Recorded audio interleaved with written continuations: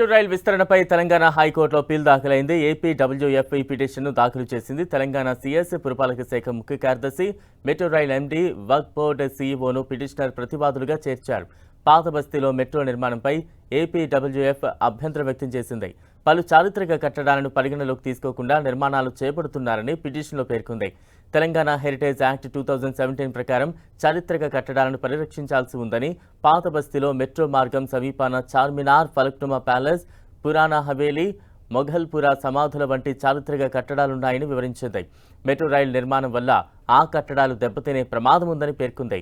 Metro డిజైన్ను high court లేదా నిపుణుల బృందం ఆమోదించిన తర్వాత ముందుకు వెళ్లాలని కోరింది. అప్పటి వరకు మెట్రో నిర్మాణ పనులు నిలిపివేయాలని హైకోర్టుకు ఏపీడబ్ల్యూఎఫ్ విజ్ఞప్తి చేసింది.